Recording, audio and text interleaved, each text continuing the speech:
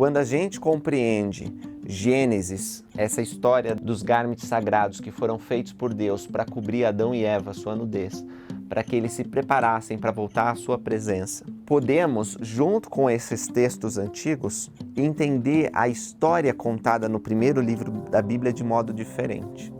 Porque Noé estaria com essas roupas, na posse dessas roupas sagradas, que representam um convênio com Deus, que são puras e que têm esses poderes especiais. E tem essa explicação de que uma parte da túnica de José foi preservada e não se deteriorou. E isso casa com essas lendas que estão nesses registros antigos. Não está em Gênesis, mas está nesses registros antigos de que uma parte desse garment, dessa vestimenta, sobreviveu. E Jacó sabia que o filho dele seria preservado, a semente do seu filho seria preservada porque uma parte sobreviveu. E nessa condição mortal nós fomos despidos de nossas vestes de luz e que para recuperar essa condição nós precisamos fazer convênios com o Altíssimo. Começamos com o batismo e vamos galgando até chegar a uma condição mais elevada. Os convênios do templo nos abrem possibilidades eternas, nos enchem do poder de Deus. Nós somos revestidos com o seu poder.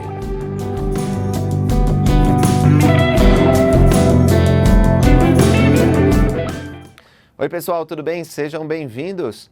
Hoje eu vou falar sobre o garment do santo sacerdócio, segundo as tradições dos cristãos primitivos, dos judeus e até dos muçulmanos. O garment é uma vestimenta sagrada que nós, como membros da Igreja de Jesus Cristo Santos dos Últimos Dias, usamos depois de ir ao templo e receber nossos convênios. O site da igreja explica o seguinte: como parte dos convênios no templo, os membros recebem uma roupa de baixo simples, frequentemente citada como garment do templo ou garment do santo sacerdócio. O garment é usado sobre as roupas normais do membro pelo restante da vida e serve como um lembrete físico diário dos convênios feitos com Deus. A palavra garment, ela vem do inglês, ela significa vestimenta. Eu não sei por que a igreja ela optou por usar a palavra inglês nas traduções, né? Em português a gente se refere a essa roupa como garment em vez de vestimenta, mas quando eu falar nesse vídeo aqui que vocês estão assistindo a palavra garment, vocês saibam que está se referindo a essa vestimenta especial do povo do convênio.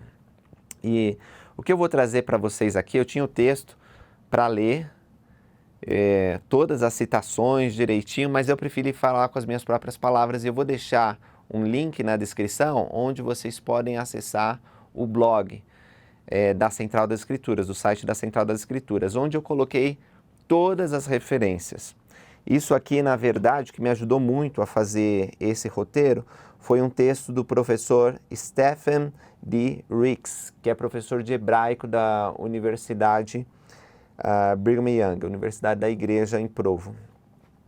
Então, para mais detalhes, vai lá. Mas é uma coisa assim que eu fiquei, uau, é incrível. Então, vou mostrar para vocês, vou usar o quadro que eu tenho aqui para que a gente possa visualizar melhor. O que acontece? Lá em Gênesis, nós aprendemos que quando Adão e Eva estavam sendo expulsos do Jardim do Éden, Deus fez túnicas de pele para eles, não é? Para que eles se cobrissem. Agora, o interessante é que nas tradições dos judeus, Adão e Eva, eles não se encontravam nus no Jardim do Éden. Inclusive, as tradições dos muçulmanos e dos primeiros cristãos também concordam com isso. Você fala: nossa, Lucas, mas como assim? Eu vou explicar para vocês. Quando Adão e Eva foram criados, os nossos primeiros pais, segundo essas tradições, eles estavam vestidos. Vestidos de quê? Com luz. Vestidos de luz. E aí existem vários textos, vou ler uma citação para vocês, do texto da Torá, do Rabi Meir. Diz: vestes de luz referem-se às vestes de Adão, que eram como uma tocha irradiando brilho, largas na parte interior e estreitas na parte superior. E aí tem um outro ancião chamado Isaac que disse: elas eram suaves como a unha e tão belas como uma joia. Tem um outro rabi chamado Johanan que diz: elas eram como as finas vestes de linho que vêm de Bet-Sehan, sendo a túnica de pele algo que estava mais próximo da pele. Bom, outros rabinos, eles falam que na verdade era como a pele de cabra ou lã. E na tradição muçulmana tem uma visão um pouco diferente. Diz que Adão estava coberto com pelos até a expulsão do paraíso. E tem uma citação interessante que diz que o cabelo de Adão e Eva eram bem longos, cobriam a nudez deles e também era tipo um tapete. Eu fiquei imaginando Rapunzel, que era tipo um tapete que eles ficavam andando. Mas o interessante disso aqui é que diz assim, ó: este cabelo, que era uma vestimenta para ambos, cobria sua nudez e servia como casaco, tapete, manto e defesa contra o frio e o calor.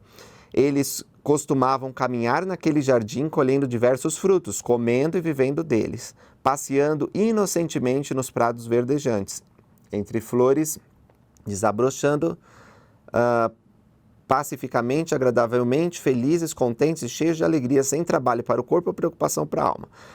Mas eles foram proibidos de ultrapassar sua posição e tomar o que não lhes pertencia antes do tempo apropriado, mas ignoraram o comando de seu senhor e foram seduzidos pelas palavras de seu inimigo.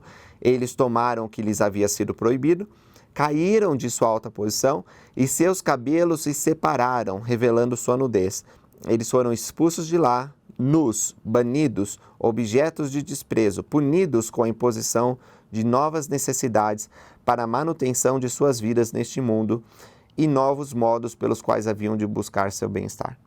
Então, que coisa interessante. Tanto as tradições judaicas e muçulmanas antigas mostram que eles tinham uma vestimenta, mas era uma vestimenta sagrada, era uma vestimenta que tinha sido feita por Deus, né? Como eu descrevi aqui, eles dizem de luz. Segundo Gizaberg, essa tradição pretende manter a ideia de brilho tanto na palavra hebraica or, que significa luz, quanto na palavra hebraica pele, que também é or, já que a pele era considerada de brilho lustroso, né? Aqui ele está falando de uma outra teoria que eles teriam recebido essas vestimentas do Leviatã, que é um monstro que é mencionado lá no livro de Jó. Um especialista chamado Eric Peterson observa que, segundo a tradição cristã primitiva, aí eu já falei para você da tradição judaica e da tradição muçulmana, agora é a cristã primitiva, Adão e Eva foram despidos pela queda, de modo que viram que estavam nus. Isso significa que anteriormente eles estavam vestidos. Porque como que vai ser despido se você já não está vestido, não é verdade? Adão e Eva vestiam a túnica de luz, ou a túnica de santidade, antes de sua queda. Depois assumiram as vestimentas da humildade. Assim, as túnicas brancas, recebidas pelos primeiros cristãos durante o batismo, e essa prática continua até hoje, né? Porque quando nós somos batizados, nós nos vestimos de branco, que é mencionado em Gálatas 3:27, porque todos quantos fostes batizados em Cristo, de Cristo vos revestistes, representam as vestimentas usadas por Adão antes de sua queda, um retorno àquele estado de glória e graça anterior à transgressão. Então, é uma restituição à presença de Deus. De fato, o batismo é nosso primeiro convênio que nos leva de volta a Deus. Como se Adão ainda vivesse em cada um de nós. Vemos nossa natureza coberta com vestimentas de pele e folhas caídas desta vida terrena. Vestimentas que fizemos para nós mesmos, quando fomos despidos de nossas túnicas de luz, e vestimos as vaidades, as honras, as satisfações passageiras da carne, em vez de nossas túnicas divinas. E aí vem o batismo e nos restitui à presença de Deus.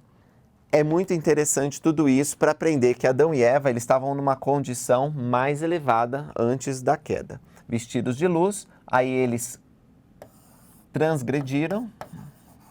Adão e Eva eram vestidos de luz, eles transgrediram e essa transgressão fez com que eles ficassem nus, ou seja, despidos do poder, da glória e da bênção de Deus.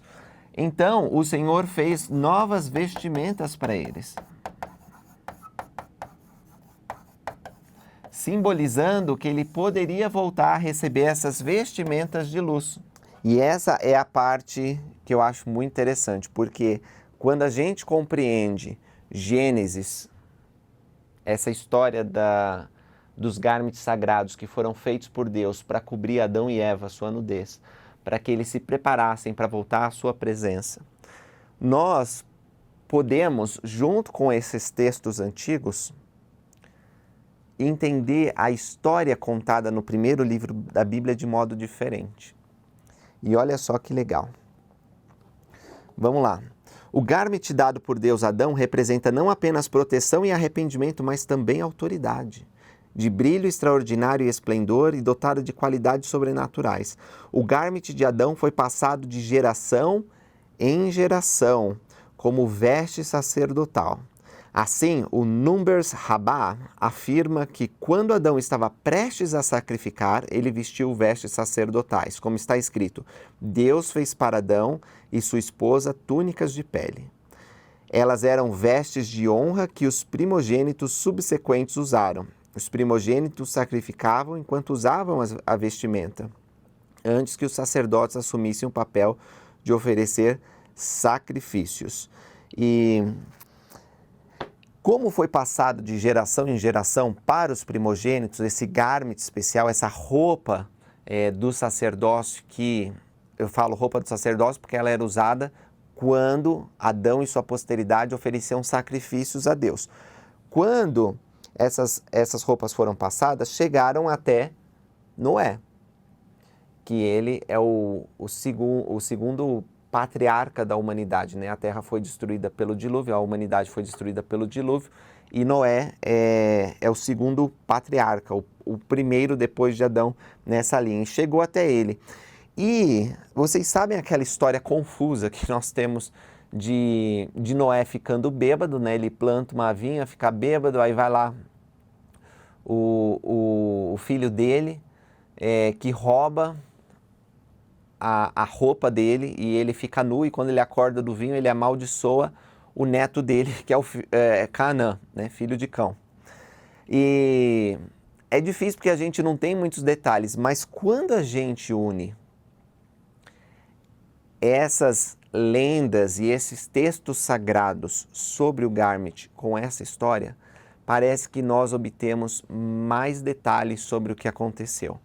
Porque Noé estaria com essas roupas, na posse dessas roupas sagradas, que representam um convênio com Deus, que são puras e que têm esses poderes especiais, conforme essas lendas. E o que acontece? Vai lá Canaã, né, o filho dele, usurpam dessas vestes sagradas.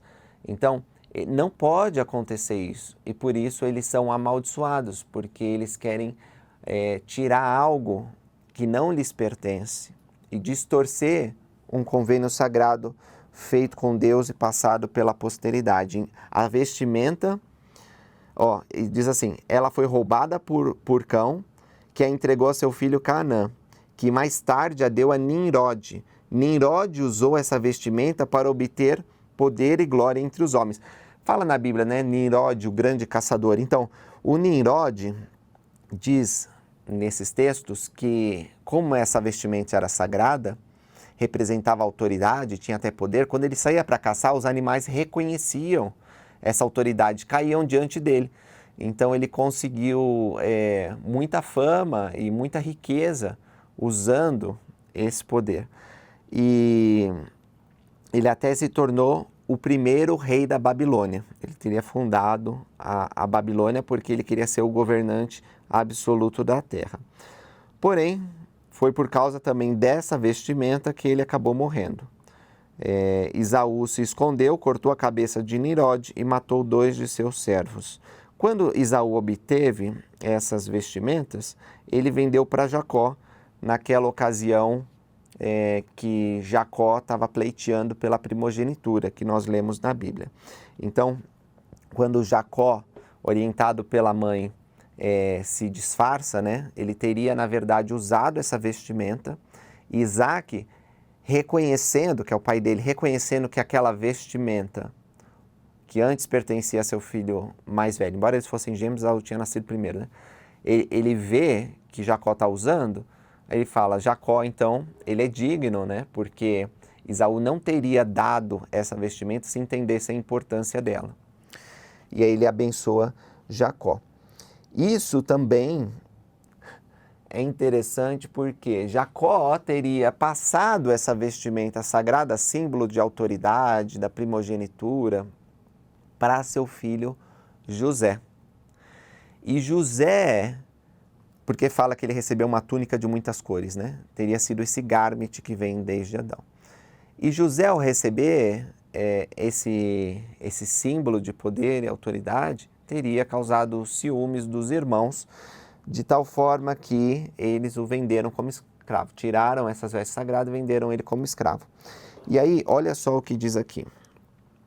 O testamento de Zebulon afirma que os irmãos de José tiraram suas vestimentas de honra e o vestiram com a vestimenta de escravo, uma lembrança das tradições, também encontrada em outro livro chamado Al-Tabat. Olha como meu hebraico tá bom, né? De duas porções de vestimenta de José, uma que se deteriorou e outra que foi preservada milagrosamente. É a vestimenta preservada de José, que é mencionada em Alma 46:24. Agora, isso é muito importante para nós que somos membros da Igreja de Jesus Cristo Santos dos Últimos Dias. Por quê? Na Bíblia não tem essa história. Na Bíblia diz que, você lendo, Jacó pensou que José estava morto. Ele viu a roupa de sangue, né, que os outros filhos tinham trazido. Morreu meu filho. Mas não é o que o livro de Mórmon diz. O livro de Mórmon, quando a gente está lendo sobre a guerra que Moroni está travando contra os Lamanitas, eles cortam uma parte das vestes e jogam aos pés de Moroni. Vocês devem lembrar, a gente estudou isso no Vem Segue-me. E tem essa explicação de que uma parte da túnica de José foi preservada e não se deteriorou. E isso casa com essas lendas que estão nesses registros antigos. Não está em Gênesis, mas está nesses registros antigos de que uma parte desse garment, dessa vestimenta, sobreviveu. E Jacó sabia que o filho dele seria preservado, a semente do seu filho seria preservada porque uma parte sobreviveu. Então, é incrível porque Joseph Smith não tinha como saber sobre esses outros livros quando ele estava traduzindo o livro de Mórmon. Na verdade, o que ele traduziu naquela parte do livro de Mórmon era passível de muita crítica, porque está contradizendo o que está em Gênesis, né? Está afirmando mais do que está em Gênesis. Mas quando a gente olha esses outros registros, dá para perceber que, na verdade, está certo o que está dizendo o livro de Mórmon. Está concordando com o livro de Mórmon, e essa foi uma omissão do nosso Gênesis, que está sendo complementada por esses outros registros. Bom, continuando. O tratado talmúdico de Arakhim explica as várias partes das vestimentas sacerdotais. Por que a porção sobre as vestimentas sacerdotais está colocada ao lado da porção sobre os sacrifícios? Pergunta ele. É para lhe dizer que assim como os sacrifícios obtêm expiação, assim também as vestimentas sacerdotais. A túnica obtém expiação pelo derramamento de sangue, como está escrito, e mergulharam a túnica no sangue. As calças obtêm expiação pelo incesto, como está escrito, e farás calças de linho para cobrir a carne de sua nudez.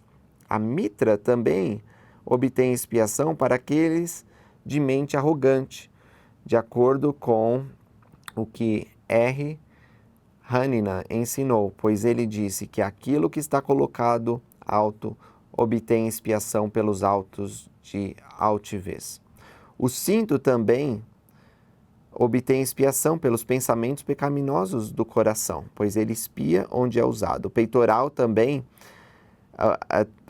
tem a expiação por erros em decisões legais, como está escrito, e farás um peitoral de julgamento.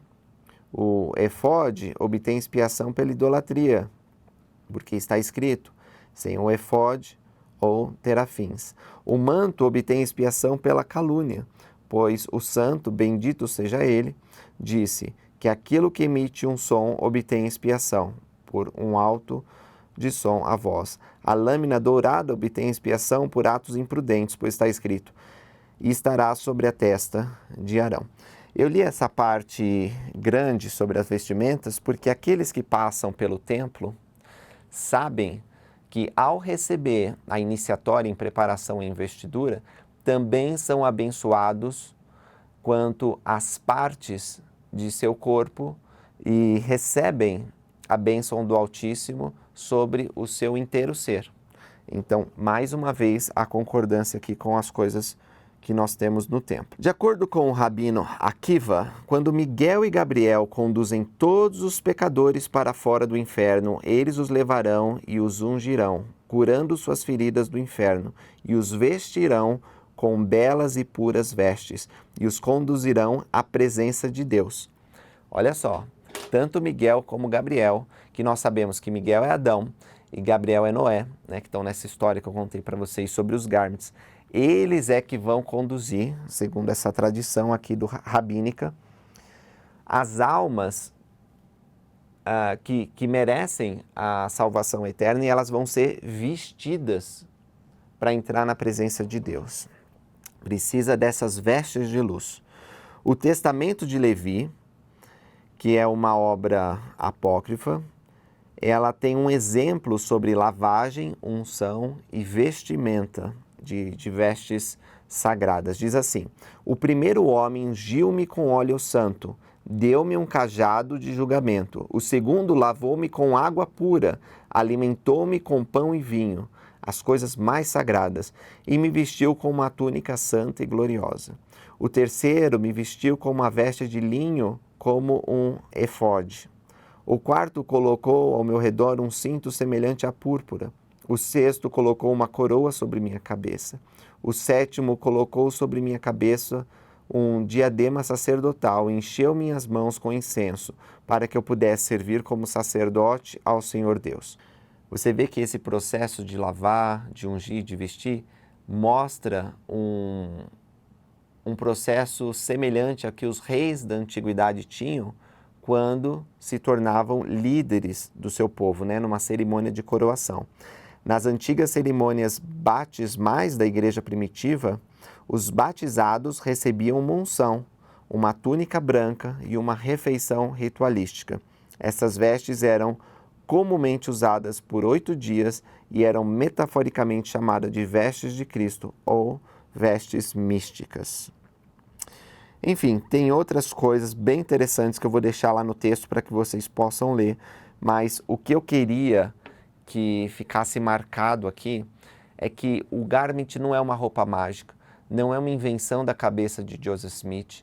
Isso, na verdade, vem como parte de uma revelação nesses últimos dias, restaurando coisas sagradas que existiam desde o começo do mundo.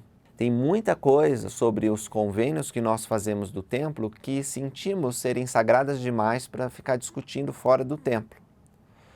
Mas uma coisa nós podemos saber, que os garments do santo sacerdócio, eles não são novidades dos nossos últimos dias. E nós podemos ensinar essas coisas porque elas se encontram nas escrituras e também nos materiais da igreja. Se você tiver dúvidas sobre como ensinar ou como explicar sobre o garment, eu também vou deixar links aí embaixo para que você possa ir nos materiais da igreja e usar eles como referência. A igreja tem vídeos, por exemplo, que explicam sobre o garment.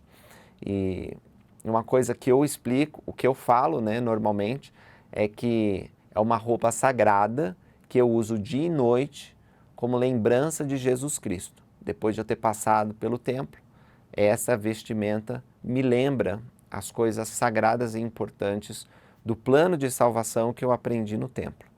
E você pode ter uma explicação semelhante, mas leia esses materiais para que você saiba como explicar. Mas o que vocês acharam dessa história? Não é interessante? Adão e Eva receberam esses garments, foram passados de geração em geração.